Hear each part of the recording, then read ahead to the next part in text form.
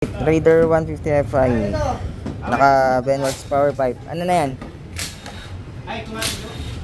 Pansit Canton daw. Ayun, re-remap din yan. Pinaangas.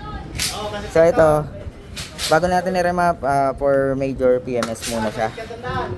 So nagtanggal tayo ng tangke dito para linisin yung throttle body. So dito papakita natin kung ano yung proseso na ginagawa natin sa major PMS. So una, focus tayo sa throttle body para linisin. So dito naman tayo sa tangke kung bakit siya tinanggal, para mas maayos tayo, maluwag na makakilos. At the same time magpapalit tayo ng fuel filter, spark plug cap, checking yan, pero kadalasan pinapalitan na talaga yung spark plug. At ano pa, mga filter yan, air filter, check natin kung palitin na. Chine-check naman sa major PMS yung mga functions gaya ng preno, yung wiring condition, yung ibang mga makikita natin dyan, chine-check nila yan. Tapos preno harap likod, mga ilaw, yan, chine-check yan.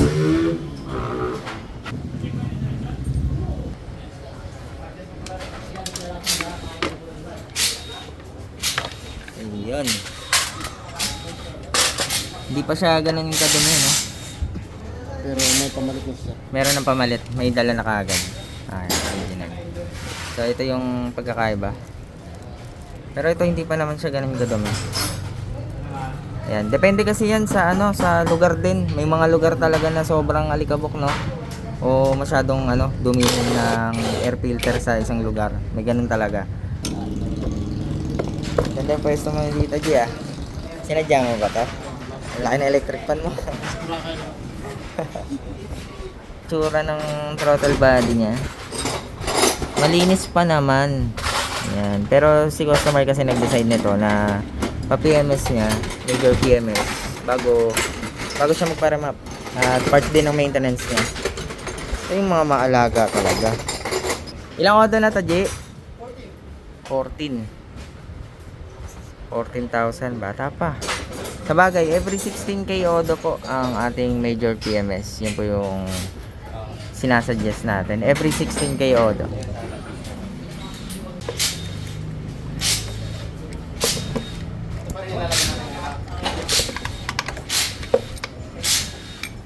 Malinis pa rin, no?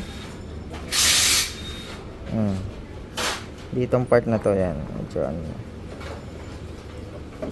linis na yan. Guys, habang nililinis yung throttle body ni customer, ito naman yung kanyang dala-dala niya to halos lahat. So ito, spark plug papalitan automatic, at magpapapalit na rin siya ng mga bearing, wheel bearing, likod at harap. Ang sukat ng likuran ay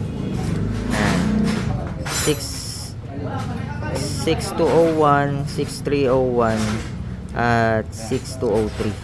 Yan. Tatlong bearing yung kailangan sa likod. Then sa harap naman, ayan, parehas lang na 6301. Ayan, harap, kabilaan. Yung throttle body ng Raider FI, ang dali lang, no? Dali malinisan.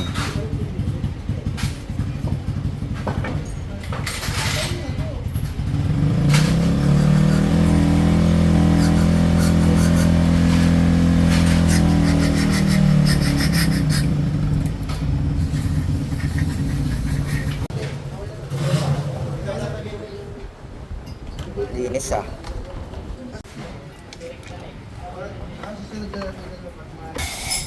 Ikot-ikot lang.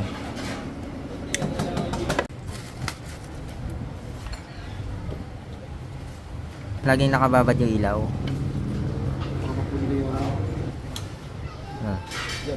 Nakababad? Wala na. Kaya lang di abot. Adjust mo pa yan. Okay, sige na. Ayun, nadali na.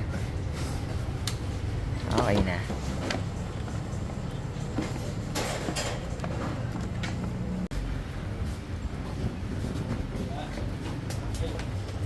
Saan? Alfonso, Batangas. Cavite pala. Malapit po sa Okay, boundary na siya. sa valve clearance. Valve clearance din naman. Yan, yan sa refresher. 50k order naman yan. Ngayon, pag nag 24k, or 2 years, doon naman tayo sa coolant. Papalitan natin siya.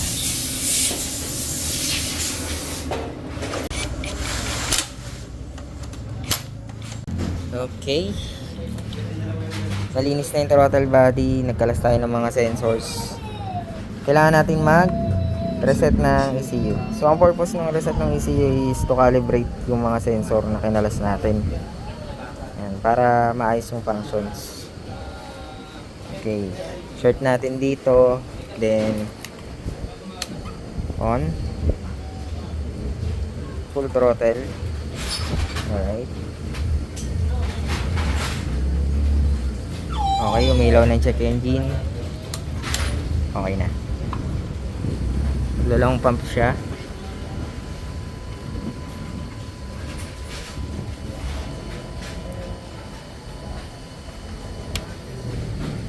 Okay na.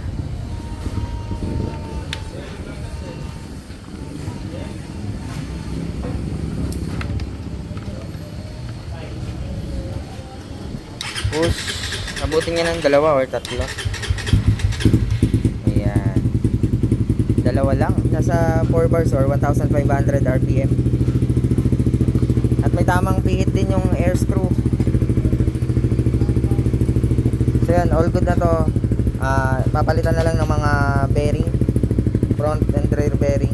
Tapos, salang natin siya sa dyno para i-remap.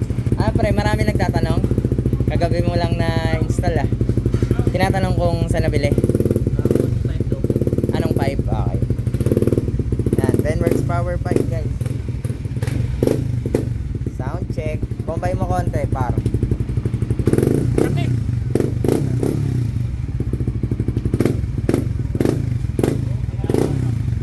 Okay na. Yung pangalawa sa niremap natin, kakatapos lang. Ayan. At ang lakas ng ulan, di tayo makapagtuloy. Kukunin pa natin yung isang motor doon para i-remap. Tayo nandito. Ayan. Dito na tayo sa loob ng dyno room. Pinalitan natin ang canister pang remap natin. Then yung kanya kasi hindi pa ganong na rolling. Medyo makati-kati yun. So mga nagtatanong kung kailangan ba i-remap yung ating power pipe. Hindi naman siya necessary guys. Pero pakiramdaman nyo rin. Kung tingin nyo mas may kailangan siyang i-adjust lalo sa low RPM hanggang high RPM.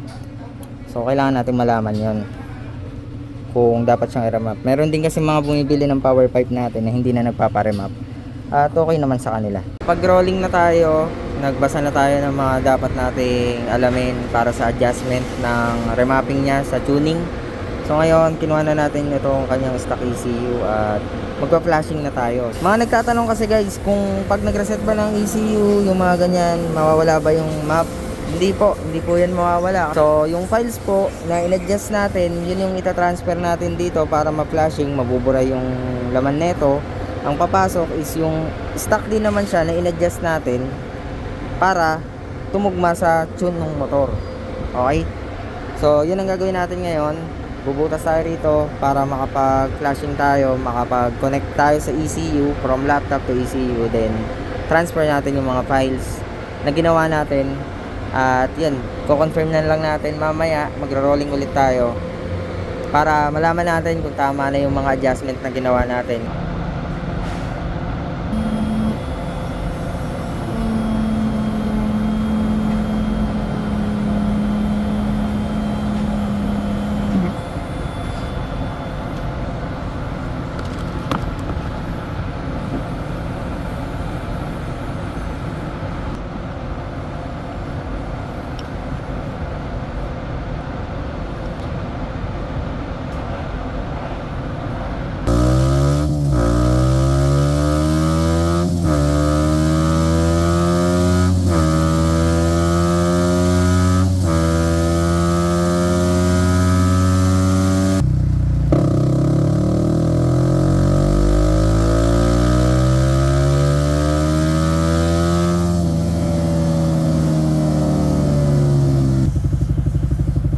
So, ito tapos na natin i-remap guys. At ito ang gusto kong resulta. Dito ako natutuwa sa ganitong resulta. So, ito pakita ko sa inyo guys Kung mapapansin nyo, yung horsepower natin is 19.5 19.4. Yan, consistent natin sa 9,000 RPM. No, 9,000, 9,2 hanggang 9,5.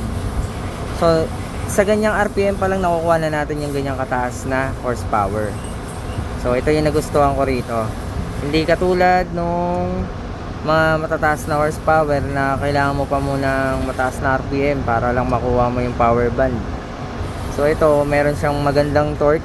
Nasa 8,000 RPM, nagbibigay siya ng magandang torque. 15.5 na torque. Consistent to, 15.3. Ang taas niyan guys kung tutusin. So, ito naman is yung mga max RPM na pagbitaw natin. So, kahit anong bitaw mo dyan, kung saan lumabas yung horsepower, no? Yun talaga yun. So, ito yung torque na isa sa mga matataas, 15.5. Yan, motor torque, kung mapapansin nyo. Ayan. Dun siya. Diyan siya nag-land. Taas, 'di ba? Yung tune natin na to, mas pinaganda natin siya. Kumbaga mas mas detalyado yung tune na ginawa natin ngayon. So, yan, mga gusto magpa-remap ng Raider 150 Fi, yan, available dito yan sa Benworks. Punta lang kayo.